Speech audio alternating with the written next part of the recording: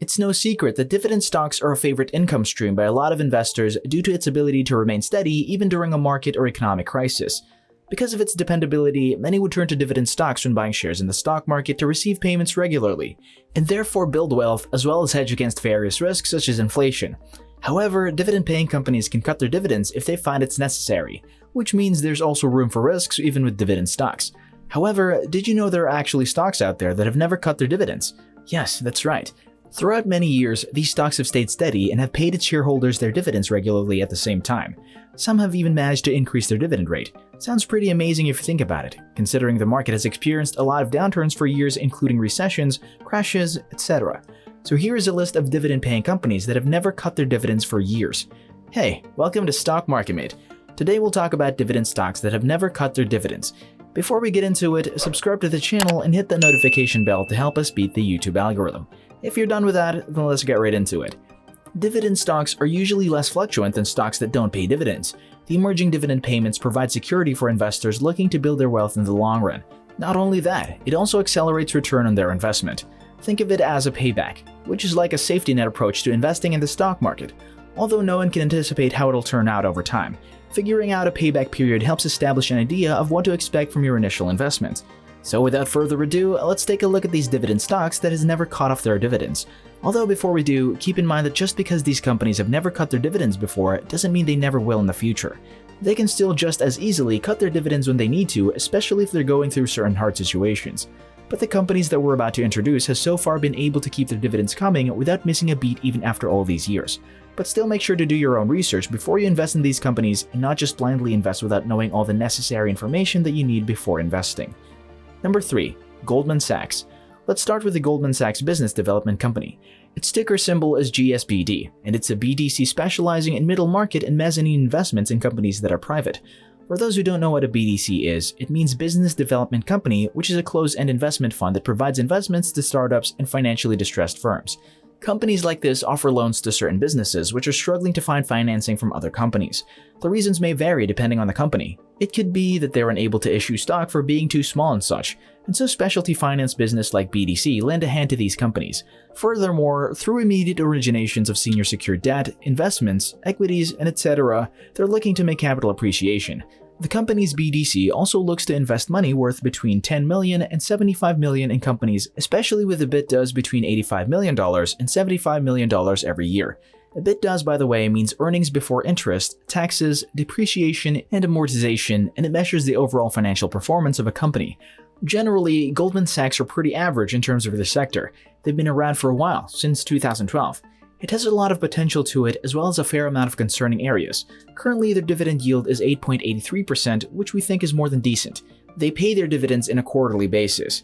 They've been paying 45 cents per share and they've been able to keep paying dividends to their stockholders for years, which pretty much tells us a lot about its strength as a company.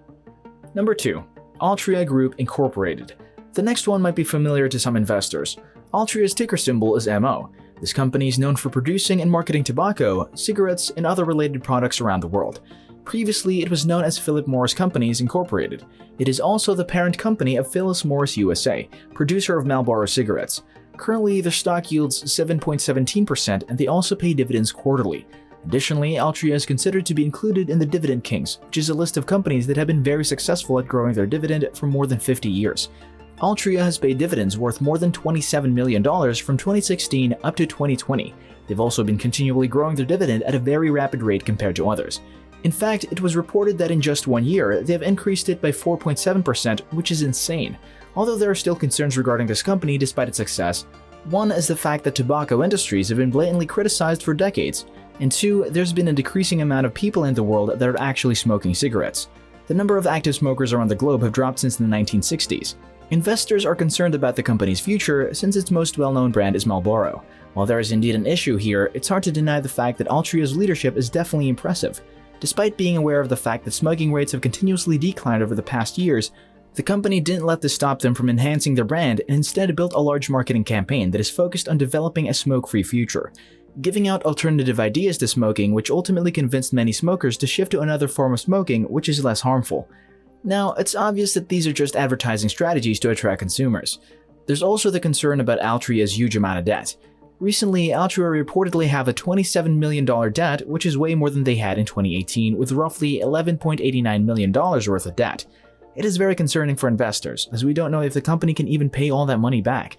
This is especially concerning because dividends are usually going to be cut first once a company has had too much debt. Fortunately, Altria still has a few years to go until their long-term debt obligations are demanded to be met, which means that their dividends are still able and good to continue for the time being. Number 1. WhiteHorse Finance. Number 1 on the list is a company called WhiteHorse Finance. With a ticker symbol of WHF, WhiteHorse Finance is a closed-end management investment business that is non-diversified. The stock is publicly traded on the Nasdaq exchange. The company concentrates on the origination of senior secured loans, which hold small-cap companies privately over a vast range of industries. They usually invest in US companies between $5 million and $25 million with an enterprise value of $50 and $350 million. Since 2012, this company has never cut their quarterly dividend. Moreover, they have been paying 35 cents per share for more than 8 years. Just recently, they've been paying special dividends to their shareholders. If you haven't heard already, a special dividend is sort of like a bonus. It's also known as a one-time dividend. Usually when this happens, the company's stock price would be shown to be more evidently decreasing compared to when they're only paying out traditional dividends. Although it may not be obvious amid the daily fluctuations of a typical stock, this adjustment does occur. However, a company's board of directors usually decide to pay out special dividends when they're feeling a little bit more optimistic about their profits, or if they just feel like giving them out. Only 2% of companies pay out special dividends, which most of the time is hard to predict. Hence, it's not really ideal to rely on these seemingly additional dividends to go forward. Currently, the company offers a 9.22% yield. WhiteHorse Finance is actually also a BDC. Furthermore, there are a number of important things to consider when looking through a BDC. One of them is their net asset value, or NAV. This can be found in the company's financial statements and is usually labeled in their balance sheet as their book value. Always make sure that its book value doesn't have a falling trend, as this usually constitutes for all assets in the company. Moreover, BDC usually trade their NAV around. It's also important to look at a BDC's loan portfolio to make sure that their issued loans span a broad range of sectors. This usually helps them in terms of diversification. Although its dividends isn't exactly growing, WhiteHorse Finance is definitely something worth looking into. Bonus: PennantPark Floating Rate Capital. Before we end, we'd like to add just one more to the list as a bonus, and that is PennantPark Floating Rate Capital. This company is also a business development company that aims to make a secondary direct debt equity as well as loan investments, and its ticker symbol is PFLT. Through floating rate loans, the company looks to invest in private traded middle market companies. A quick side note: a floating rate loan, or also known as a variable or adjustable rate, is a debt instrument, such as a loan, bond, mortgage, or credit, that does not have a fixed rate or interest over its life. Moreover, they usually invest in the US and in some instances non-US companies. Fun fact about this company is that they pay monthly dividends. Although their dividend hasn't increased since 2015, the company does offer an 8.6% yield and, as mentioned earlier, with monthly dividend.